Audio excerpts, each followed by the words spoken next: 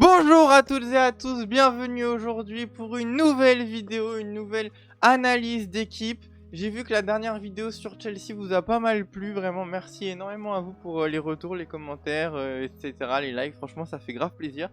Ça m'a motivé d'autant plus à vous sortir cette nouvelle vidéo, une nouvelle analyse sur une nouvelle équipe qui m'intéresse pas mal cette saison. Vraiment une équipe que j'aime beaucoup, c'est l'Atlético Madrid de Diego Simeone, cet homme à la tête de cette équipe depuis déjà un bon petit moment, qui est là, qui nous fait toujours des belles saisons, qui nous fait toujours des belles stratégies, là on l'aime bien. Très bon coach, j'aime beaucoup. Et cette équipe m'intéresse d'autant plus qu'on va la jouer en Champions. C'était une des équipes sur le parcours, la ligne du PSG, hein, dans le tirage, on a tapé l'Atleti. Donc je voulais me pencher un petit peu sur le cas de cette équipe, voir vraiment ce qu'il en était, qu'est-ce que c'est comme équipe, est-ce que c'est une équipe vraiment top niveau, est-ce que c'est un peu en dessous, et honnêtement, ça peut être compliqué. On va revenir un petit peu sur tout ça, mais déjà, commençons un petit peu sur justement cette histoire de Champions League, parce qu'on en est où véritablement avec l'Atlético en Champions. Quand on regarde un petit peu ici sur les stats, on peut voir que l'Atlético ici fait partie de la partie de tableau la plus simple. En tout cas, c'est eux qui ont les meilleurs tirages. Ils font partie des équipes aux meilleurs tirages. En partant de l'équipe qui a tapé les meilleures équipes, entre guillemets, le Celtic ici, on voit que l'Atlético est à la 12e position. Juste ici, hop, l'Atlético de Madrid qui est juste là. Donc, on est pas trop mal. On est, voilà, 12e position en partant des derniers. Hein. Donc c'est quand même une bonne chose. En comparaison, en contrepartie, le Paris Saint-Germain est ici, top 1. Voilà, avec, tout simplement, c'est l'équipe qui a le plus dur tirage. D'après les statistiques, etc. C'est potentiellement le Paris Saint-Germain qui a la pire ligne en Champions, les pires équipes, etc. Donc, voilà, on a cette petite contrepartie. Peut-être que pour l'Atlético, la Champions sera un petit peu plus simple. Parce qu'ils ont quand même des belles équipes. Hein. On va pas se mentir qu'en vrai, ils ont quand même pas mal de chance. Leipzig, Benfica, Lille, c'est pas mal. Avant d'arriver sur le Paris Saint-Germain, on a déjà 3 équipes qui normalement sont largement à la portée de l'Atlético. Ensuite, le PSG, ça peut être un match serré, tendu. J'espère en tout cas qu'on va sortir vainqueur. Mais bon, je pense que ça va être un gros match. Derrière, Sparta, Bratislava, normalement, moi je vois un match ici à sens unique pour l'Atleti. Je pense qu'il n'y aura clairement pas de match. Et ensuite, Leverkusen de Xabi Alonso, ça peut être très compliqué. Et Salzbourg, pour terminer. Donc, globalement, je pense que cette équipe, l'Atlético de Madrid, a largement ses chances en Ligue des Champions. En tout cas, pour cette première partie de championnat. Pour la phase de groupe, de ligue, de je sais pas comment on l'appelle, bref. Pour ça, l'Atleti pour moi est pas mal. Il devrait gagner 6 matchs, largement. Pour moi, 6 matchs sur les 8. Il y a juste contre le PSG, contre les Leverkusen que ça pourrait être un petit peu plus compliqué. Peut-être contre Leipzig aussi, mais allez, les autres équipes, je veux pas dénigrer. J'aime bien Lille, hein, tout ça, Benfica, mais bon, je pense que l'Atleti, ça leur met vraiment une longueur. Donc voilà, en comparaison, hein, vu qu'on parlait un petit peu du PSG et tout ça, le PSG, on a clairement un autre tirage, vraiment rien à voir avec City, le Bayern, Arsenal, et encore, bon, on tape aussi Salzbourg, donc c'est pas mal, mais bon, vraiment un petit peu plus compliqué. On n'est pas là pour parler du PSG, mais voilà, juste pour dire que l'Atleti, pour le coup, ils ont des bonnes équipes en Champions, et je pense que ça peut pas mal les aider, en tout cas pour aller se qualifier en 8ème de finale, en phase à élimination directe. Ok, maintenant, l'effectif. Alors, déjà, il y a eu quelques joueurs qui sont arrivés, qui sont partis aussi, un bon mercato, je pense, hein, en vrai, un bon mercato, à mon avis, de l'Atlético de Madrid. Déjà, le transfert le plus cher de ce mercato a été réalisé par l'Atlético avec justement cette prise à 75 millions de Julián Álvarez. Je pense que c'est vraiment une très bonne prise pour lui. Je pense que c'est un des meilleurs clubs qu'il aurait pu trouver.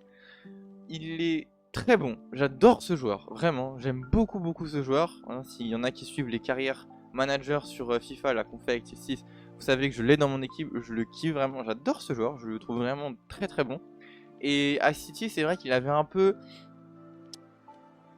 Il lui manquait du temps de jeu. Avec Haaland en pointe, c'est vrai que quand t'as Haaland, bon, tu te dis, je peux pas faire jouer Alvarez, quoi. Tu peux faire tu peux jouer en 4-2-4 par exemple, mais bon, derrière, t'as Rodri, De Bruyne, t'as des bons milieux. Est-ce que tu as envie d'en enlever quelques-uns? C'est compliqué quand même à City City, vraiment, il y a un 9, après on a les ailes et tout. Il y a pas mal de force offensive, en tout cas, à City. Et c'est vrai qu'Alvarez a eu du mal à trouver sa place. Grealish, Foden... maintenant il y a Doku aussi qui a des minutes, donc des fois on peut changer les dispositifs, tout ça. Alvarez était souvent remplaçant, et je pense que le fait d'aller dans un nouveau club où il va être largement titulaire, c'est vraiment pas mal. Surtout que la pointe véritable de cette équipe, Alvaro Morata, est parti. Hein, il a quitté Alvaro Morata pour 13 millions. Il a été acheté par l'AC Milan. Donc on perd Morata, quand même déjà 31 ans, ok, il est pas trop mauvais, il y a eu beaucoup de critiques dans sa carrière sur sa finition, etc. Mais globalement Morata ça reste quand même à un bon niveau, avec l'Espagne, etc. c'est pas mal. Mais avoir pris Alvarez 24 ans à la place, c'est quand même top. C'est quand même top, on a un joueur qu'on peut garder plus longtemps, on a une vraie perspective avec ce joueur dans l'équipe. Donc franchement... très bonne prise, une des meilleures je trouve de ce mercato, franchement c'est un des meilleurs transferts. On a aussi Gallagher, pas mal, belle prise également, il était pas mal à Chelsea, je l'aimais bien, il faisait des bons matchs au milieu de terrain, franchement solide. Le Normand également, Sorloth en pointe qui joue déjà pas mal de ce que j'ai vu. Il est dans les plans de Simeone en tout cas, entre Sorloth et Alvarez, on a du renfort en pointe. Et ouais, pas mal. On a aussi Musso qui a fait un match. Et voilà, quelques autres joueurs, l'anglais qui, bon, pour l'instant, n'a pas encore joué. Mais voilà. Donc ça, c'était pour les arrivées. Donc en vrai, un beau rafraîchissement, quoi. Et ensuite, au niveau des départs, on a donc évidemment Morata, comme on l'a déjà dit. Également Joao Félix, qui est retourné à Chelsea. Pas mal, pour 52 millions, pas mal, belle affaire, je pense. Et ensuite d'autres qui sont partis, bon après c'est peut-être un petit peu moins intéressant, certains un peu vieux, Savic juste ici, qui on a d'autres, Hermoso, bref on a des joueurs qui sont partis, qui bon pourquoi pas, hein, c'est pas non plus, mais il y a certains joueurs qui sont partis qui ok c'est bien, ça ramène un peu de 109 peut-être, disons. Ouais, c'est pas mal, en tout cas j'aime bien ce mercato. Mais alors, on a essayé de se renouveler, notamment on enlève Morata, on prend Alvarez. Il y a quand même un truc, c'est qu'on parle souvent des équipes dans leur jeunesse. On parlait l'autre fois justement de Chelsea, comme quoi c'est une équipe qui est vraiment très jeune, une des équipes les plus jeunes d'Europe, donc c'est quand même quelque chose. A contrario, l'Atlético de Madrid, c'est une très vieille équipe, comme on voit ici, 29 ans de moyenne d'âge. Très bien, le site qui redémarre, autant pour moi. 29 ans de moyenne d'âge d'effectifs, donc c'est quand même assez vieux. Et quand on compare avec les autres championnats, on peut prendre par exemple l'Allemagne, où il n'y a aucune team plus vieille. On peut regarder avec l'Italie, où là il y aura l'Inter. L'Inter qui est plus vieux, on note, parce que l'Inter quand même assez important, qui joue la Champions, donc l'Inter un petit peu plus vieux que l'Atleti. Mais si on reprend par exemple la France, ouais, on a Brest, mais est-ce que Brest c'est vraiment, ok Brest il joue la Champions, mais c'est pas non plus le calibre de l'Atleti. Et ensuite on a encore l'Angleterre que je retrouve, l'Angleterre juste ici, et l'Atleti est aussi plus vieille, l'équipe de l'Atleti est plus vieille que toutes les équipes de Première Ligue. Et c'est l'équipe la plus vieille de Champions, juste derrière, du coup, comme on a dit, l'Inter. L'Inter qui est un tout petit peu plus vieux, hein, avec bon, un an et quelques de plus en moyenne dans l'effectif. Mais sinon, c'est l'Atlético de Madrid à 29 ans qui domine en termes d'âge. Donc, qu'est-ce que ça veut dire concrètement? Ça veut dire déjà en Champions, important parce qu'en vrai c'est la Champions nous aussi qui va vraiment nous intéresser, sinon on va vraiment les voir jouer. Ça veut dire que plus d'expérience. On a des joueurs qui ont plus souvent joué justement la Champions League. On a des joueurs, ça fait plus longtemps qu'ils sont dans le monde du football, qui savent comment réagir. Vraiment une expérience supplémentaire de la part de ces joueurs. Mais en contrepartie, on peut aussi avoir la fatigue. Forcément, quand on compare à des petits jeunes, si on prend un défenseur par exemple de 35 ans, peut-être, parce qu'il y en a du coup, hein, on va revenir sur l'effectif bien en profondeur de cet Atleti, mais si on prend un Vittel de 35 ans, il aura peut-être pas la vitesse, peut-être pas l'énergie, peut-être pas la force de tenir tête à un Bradley Barcola, un Désiré Doué, même un Dembélé, un Kolo Muani pendant 90 minutes de match. Donc, ok, on a l'expérience, ok, on sait jouer, ok, on connaît la pression des grands matchs, mais est-ce que on n'est pas un peu quand même en manque de ce peps, quoi, de cette grinta, vraiment cette énergie, ce truc, quoi, cette patate de la jeunesse. Un peu une balance entre les deux, on verra ce que ça donne. Je pense que quand même en défense, etc., c'est un peu léger. Justement, on va revenir sur l'effectif de cet Athletic, on voit juste là. Et donc ça, ce sont les joueurs qui sont vraiment dans l'Atlético cette saison, emmenés par du coup monsieur Diego Simeone, à la tête du club depuis quand même pas mal d'années, hein, depuis déjà 13 ans, ça va faire 13 ans, depuis 2011, donc c'est vraiment lui la tête, l'image de cet Atleti. Donc pas mal, hein, qui a déjà quand même un petit peu gagné avec ce club, hein, c'est quand même pas mal. Et donc, qu'est-ce que ça donne cette équipe? Bah comme on l'a dit, comme on l'a vu dans les stats, une équipe assez vieille. Et effectivement, quand on regarde la défense, bah c'est quasiment que des trentenaires, quoi. On a Jiménez qui est bon bientôt. Le Normand, Molina, ok, on est un petit peu en dessous, mais on n'est pas non plus sur des joueurs de 22 ans, 24 ans, etc. On est quand même sur un peu plus. En défense, est-ce que c'est vraiment un problème? Pas vraiment. En défense, pas vraiment, parce que on a cette expérience en tant que défenseur, en tant que gardien, même avec Oblak dans les cages, Mousso aussi qui est arrivé. Bon, c'est pas mal, en vrai, d'avoir de l'expérience, on sait mieux gérer, les défenseurs, ça joue peut-être plus longtemps. On voit Pep, hein, qui est le Portugais, là, qui a mis fin à sa carrière internationale récemment, bon bah, 41 ans déjà. Ouais, en tant que défenseur, en tant que gardien, on peut jouer longtemps, ça peut permettre d'avoir de l'expérience vraiment, de savoir comment gérer les matchs, surtout les matchs de Champions. Faire attention, comme je disais, avec cette histoire de vitesse, que bon, bah, un Vittel, Azpilicueta, tout ça, est-ce qu'ils vont pas se faire trop devancer? Et est-ce que, bah, en termes d'énergie, ils sont capables de tenir tout ça? Mais en tout cas, c'est pas trop mal. Souvent, l'Atleti joue à 5 ou à 3. Ouais, 3, 5. D'après les matchs qui sont un petit peu qui ont été joués récemment. Quand on prend par exemple Villarreal, on avait une défense à 3, le Normand, Vittel, Azpilicueta. Si on prend contre Girona, là c'était une défense à 5, Llorente, le Normand, Jiménez, Azpilicueta et Riquelme. Encore une défense à 5 ici, un petit peu changée. Et ensuite contre l'Athletic Club récemment, le dernier match, c'était une nouvelle défense à 3. On changeait un petit peu les joueurs, mais globalement voilà. Donc une défense à 3, une défense à 5. On a le choix un petit peu entre les deux chez Simeone.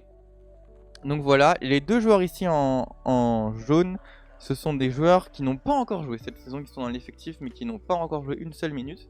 Comme on le voit avec ce petit tableau juste ici. Les joueurs qui n'ont pas été utilisés encore de la saison, on en a deux aussi. En fait, il y a plusieurs listes. Sur certaines listes, il y a beaucoup de joueurs ici qui ne sont pas présents. Il y en a donc un peu bizarre. Donc là, les joueurs, ils y sont pas tous. En tout cas, ceux qui sont là, il y en a qui, ouais, il manque. que j'ai pas mis ici, mais parce que bon bah si ils sont pas joués et qu'ils sont pas dans une certaine liste, peut-être qu'ils joueront pas, je sais pas trop. Les Mar et Garcia aussi, je sais pas trop parce qu'ils sont dans une certaine liste. Ici on me dit qu'ils sont pas dans l'effectif, donc un peu compliqué, mais on peut peut-être aussi les enlever, dire que voilà c'est des joueurs qui sont pas trop importants, qui joueront peut-être pas cette saison. L'anglais également, peut-être qu'ils joueront, pour l'instant ils sont dans l'effectif mais ils ont pas de minutes, mais peut-être qu'ils viendront à en avoir. Mais en tout cas voilà, pour cette charnière défensive donc à 5 ou à 3, hein, donc on choisit soit 3 soit 5, pourquoi pas. Ensuite au milieu de terrain, bon, on a aussi certains joueurs qui peuvent jouer par exemple Llorente en défense, en attaque, on peut monter, on peut être, voilà, on peut faire différents choix. On avait aussi Riquelme qui est ici de métier attaquant gauche, mais qui a joué également, Riquelme du coup qu'on le voit, il est ici ailier gauche, hein, comme on le voit, 24 ans, il a joué déjà 168 minutes, 3 matchs, et qui a fait un match en tant que défenseur gauche et également en tant que buteur. Il a également été remplaçant buteur. Donc voilà, un petit jeune sûrement Simone. Honnêtement, si je vois des choix et tout, des trucs, je me dis, Simone il sait ce qu'il fait, il n'y a aucun doute sur ça. Il sait gérer ses joueurs. Genre vraiment, tu sais que c'est un coach qui a de l'expérience, tu sais que c'est un coach qui sait gérer son club, son effectif. Ça fait tellement longtemps qu'il est là, il a fait tellement des bonnes choses que franchement, tu peux pas trop... Si tu sais qu'il fait un truc, c'est que voilà. Donc, en tout cas, un mec pour faire les transitions sur le côté gauche, pourquoi pas. Et c'est globalement un truc qui manque un petit peu quand on revient sur l'effectif de l'Atleti, quand on voit la partie offensive de l'équipe, en tout cas dans les joueurs de métier disons, on a un avant-centre, 2, 3, 4, 5 avant-centres. Ça c'est des BU, hein, des AC, des BU vraiment devant des pointes des numéros 9, en tout cas de métier, de comment ils sont définis. Même si bon, Antoine Griezmann à moitié, mais bon, soit. Antoine Griezmann plutôt MOC, je dirais, MOC, BU, bon, en soutien en tout cas il est pas mal. Mais sinon, on voit, il y a pas d'ailier en fait. Il y a juste un ailier gauche. Ici, Correa en tant que deuxième attaquant, pour l'instant il a l'air d'être plutôt remplaçant. En tant que remplaçant super sub, d'après ce que j'ai vu, donc bon. Mais en tout cas, ils n'ont pas cette chose sur les ailes, ces attaquants pour aller mettre des vitesses, pour aller vraiment prendre l'espace, pour aller vraiment dévorer cet espace et aller faire des courses, aller faire des appels dans le dos. Ils n'ont pas trop ça, l'Atleti. Ils ont plutôt ça dans l'axe. Ils ont plutôt des joueurs en pointe. On a Alvarez qui est vraiment pas mal. J'aime bien ce joueur. Alvarez, Griezmann, Sorloth. On a des joueurs ici pour jouer. Par exemple Alvarez devant et Griezmann derrière. On peut aussi avoir Alvarez, Griezmann, les deux en pointe. Comme on a eu sur, je sais plus c'était quel match. Là c'était Alvarez, Sorloth. On a aussi eu du coup sur ce match là, voilà, Alvarez, Griezmann juste avant. Donc on a des idées. Et sur les deux autres matchs c'était avec une pointe. Là ici c'était Sorloth devant, Griezmann en tant que plutôt MOC en soutien à droite. Et sur le match d'après c'était la même chose à peu près avec cette fois-ci Alvarez devant. Donc on sent qu'il y a des tests qui sont faits encore sur ces 4 premières journées de championnat, qui ont été faits en tout cas pour essayer de trouver un système. Mais en tout cas Sorloth, Alvarez devant, pas mal. On a un beau milieu de terrain aussi. De Paul qui a pour l'instant pas trop joué, voire pas du tout. Je sais pas s'il a des minutes, mais pas beaucoup. Ouais, allez, 167, ok, non, ça va. Si De Paul il a joué, il est pas en tout cas titulaire. Il est pas titulaire, pas à 100% en tout cas pour l'instant, à moitié quoi. Donc mais 30 ans, tout ça. De Paul aussi j'aime bien. Il est un bon joueur, Mais en tout cas voilà pour cet effectif qui a de l'âge, de l'expérience. Un petit Barrios ici aussi qui a joué un petit peu. Barrios, quand on revient sur les stats, il était là, 3ème. Le 3ème joueur qui a joué le plus de minutes. Il a joué tous les matchs. Il a été une fois remplaçant et sinon dans le jeu jamais remplacé sur les 3 autres matchs. Donc pas mal. En tout cas, il y a une vraie équipe, on sent qu'il y a une vraie cohésion, on sent que tous les joueurs peuvent vraiment tout faire, entre guillemets. On sent qu'il y a vraiment des joueurs, comme on a dit avec Riquelme, qui peut jouer autant défenseur gauche que BU, que de métier techniquement attaquant gauche. Donc franchement pas mal du tout.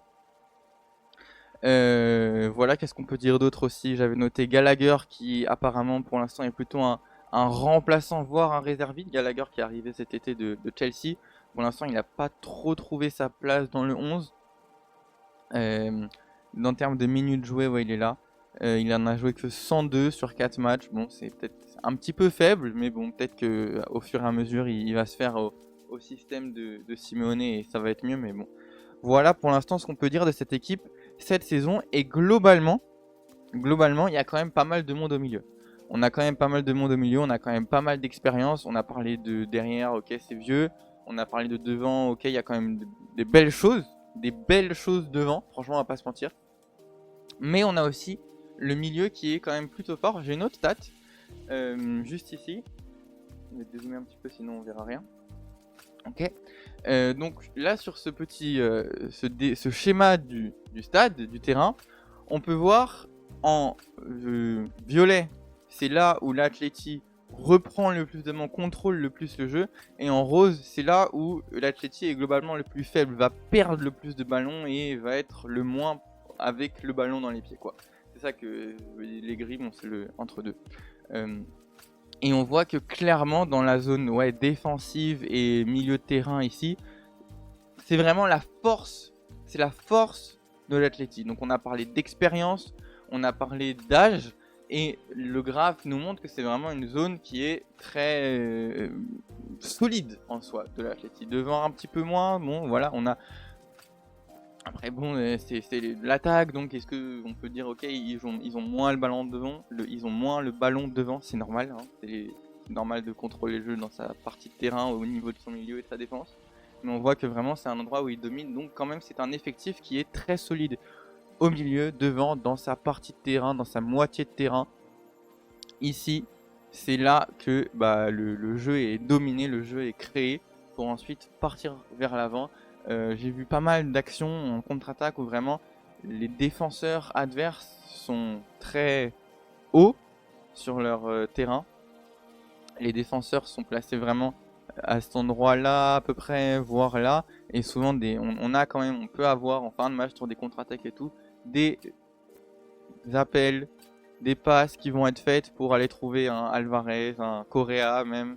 Donc, pourquoi pas, c'est pas mal. Il y a en tout cas des choses à faire. Milieu solide, défense solide. Est-ce que ça va suffire cette année? On verra. Pour l'instant, ils sont 3e de Liga. Autant de points que le Barça, autant de points que Villarreal. Autant de points pardon que le Real et que Villarreal, parce que le Barça oui et eux est lui bien devant avec 12 points pour l'instant, un perfect du Barça. Donc est-ce que ça va suffire cette saison pour aller chercher le titre? Ça va être compliqué, mais on verra. En tout cas la saison dernière, l'Atleti a fini 4e de Liga avec quand même une belle longueur sur le Real. Bon, on en est loin. Déjà le deuxième a 10 points de retard, mais ouais, on est sur 19 points pour l'Atleti, donc il y a quand même une petite marge. 10 défaites, c'est quand même beaucoup. Et quand on regarde un petit peu plus précisément en détail la saison précédente, on peut voir que c'est la deuxième partie de saison qui a un petit peu été problématique, disons. Sur la première partie, ils étaient 3e, etc. Flirter avec l'excellence, disons, en termes de tableau. Ils ont été 1er, 2e, 3e, une belle série en tant que 3e. Et puis ensuite, sur la deuxième partie de saison, ça c'est un petit peu compliqué. On avait aussi la Ligue des Champions à ce moment-là, les phases à l'élimination directe, donc ça peut aussi se comprendre. Mais voilà, est-ce que cet effectif dont on parle, vieux, entre guillemets, on va pas dire que non plus 30 ans c'est vieux, mais voilà, un petit peu vieillissant, qui manque peut-être de jeunesse, peut-être qui manque de turnover de remplaçants jeunes, justement, peut-être qu'avoir pris des remplaçants un petit peu plus jeunes pour leur laisser un peu de temps de jeu, pour les faire s'acclimater, pour peut-être la saison prochaine avoir des remplaçants qui sont bien solides, voire même les faire passer titulaires, mais des jeunes, pour essayer vraiment d'avoir un plus grand avenir plus tard, pour vraiment créer quelque chose, parce que les joueurs qui ont déjà une trentaine d'années, 35 ans, ils sont pas éternels. 35 ans pour un footballeur, c'est une fin de carrière. Après, Toni Kroos, il a 34 ans, il a arrêté. Donc bon, est-ce que ça aurait été pas mieux aussi de prendre quelques nouveaux joueurs plus jeunes, essayer de faire rentrer vraiment dans l'effectif et de donner des minutes déjà à des jeunes? On verra ce que ça donne.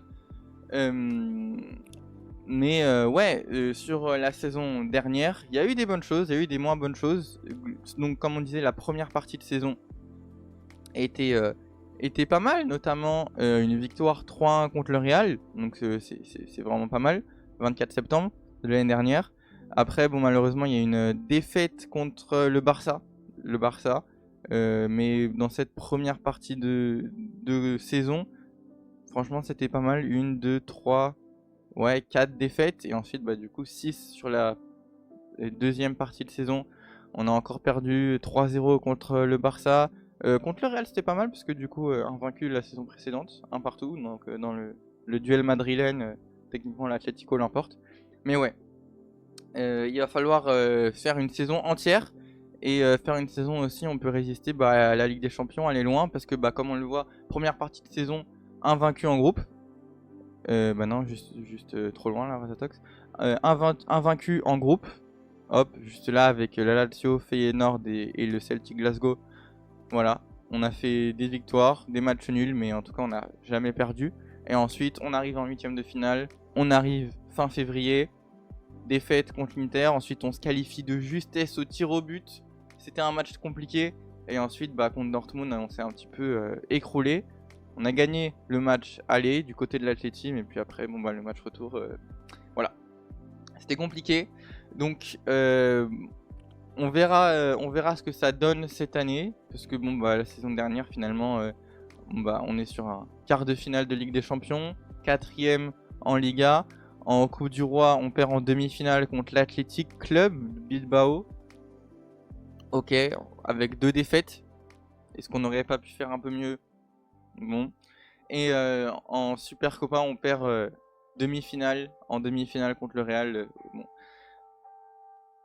Certes au tir au but également, mais est-ce que on peut pas espérer mieux de l'Atleti? Est-ce que l'Atleti ne peut pas faire mieux? Je pense qu'il y a clairement de la place pour qu'il fasse une bonne saison. La Ligue des Champions, de toute façon, en général, pour tous les clubs, c'est un petit peu ce qui est décisif.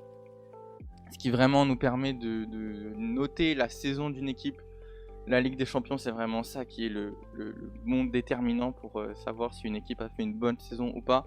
Mais ouais, quoi qu'il en soit, qu'est-ce qu'on peut dire de cette Atleti? Il faut y faire attention. Il faut faire attention parce qu'on peut se faire avoir justement avec l'expérience qu'ils ont en plus des autres équipes, qui est vraiment pour le coup un bon point en Champions. On parle souvent des petits jeunes qui arrivent, qui savent pas trop comment gérer la pression des grands matchs, etc. On entend beaucoup les commentateurs, les journalistes, les consultants, etc. parler de la pression des grands matchs. Donc l'Atleti, ils ont clairement ce truc quoi. Ils sont pas mal à ce niveau-là. Et donc voilà, leur expérience peut être positive. Faire attention à pas faire prendre de vitesse contre des équipes plus jeunes, notamment contre le Paris Saint-Germain. On verra ce que ça donne. D'ici là, il y a quand même un peu de temps. Mais on verra parce que du coup, c'est le 6 novembre. C'est le 6 novembre, donc on a encore octobre-novembre, on a encore 2 mois quasiment. On a encore 2 mois quasiment avant d'avoir ce match Paris Saint-Germain, Atlético de Madrid. Donc on verra ce que ça donne. Mais en tout cas, je pense que ça va être un gros match. Et voilà, comme on a dit, le milieu et la défense c'est quand même un bon point. L'attaque, on va voir ce que ça donne. Il y a eu quand même pas mal sur les actions que j'ai vues contre l'Athletic Club justement. Il y a eu c'était un petit peu compliqué, notamment à un certain moment d'aller mettre des buts. Comme on voit justement ici sur ce résumé du match là, c'était le dernier match justement qu'ils ont joué. Ok, ils gagnent 1-0, mais ils marquent un but à la toute dernière minute. Est-ce que je sais pas si on le voit, mais c'était dans le temps additionnel, 92e, quelque chose comme ça. Il me semble, de Correa qui rentre et qui met un but en contre-attaque. Mais sinon, ils se sont quand même pris 8 tirs, pardon. Ouais, 8 buts, un petit peu trop. Ils se sont pris 8 tirs. Il y a eu un but qui a été refusé à l'Athletic à cause d'un hors-jeu, certes. Il était hors-jeu, Nico Williams, mais de très très peu, donc quand même faire attention à ça, hein, sur un centre, bon, faire attention. Mais sinon, bah, sur 9 tirs, 2 cadrés. Je sais pas si vous voyez. 9 tirs, 2 cadrés, je crois, c'est bon, on voit. Ouais, 2 cadrés sur les 9 tirs de proposés de l'Athletic. Sur les 2 cadrés, il y en a un, bah forcément c'était le but de Correa qui est arrivé à la fin du match. Mais du coup, bah autrement, chaque équipe a tiré une fois en direction des cages, vraiment, dans les cages, et sans que ça rentre. Donc peut-être un manque d'efficacité aussi, un manque de création de jeu peut-être, un manque en attaque encore peut-être à ouais, des choses encore à aller améliorer. Mais je pense qu'ils ont clairement de quoi le faire. Et voilà, on verra ce que donne cet Atleti. Très curieux, j'aime beaucoup regarder cette équipe. Je suis très curieux de voir ce que ça va donner en Liga et en Champions. Je leur souhaite le meilleur et voilà. Je suis pas du tout supporter de l'Atleti, mais bon voilà, j'aime bien m'intéresser au club, j'aime bien ce club. Donc voilà, j'espère qu'ils vont faire une bonne saison, mais perdre contre le Paris Saint-Germain, ce serait le meilleur truc possible. Donc voilà, j'espère que cette petite vidéo quand même de à peu près une demi-heure vous aura plu, que cette nouvelle analyse vous aura plu. Si c'est le cas, bah faites-le moi savoir en commentaire. Dites-moi si vous avez d'autres idées de clubs que vous voulez voir analyser. Et on se retrouve bientôt pour une prochaine vidéo. Très vite, on se retrouve pour un nouveau contenu. Au revoir tout le monde, passez une bonne journée, une bonne soirée et à bientôt. Ciao ciao.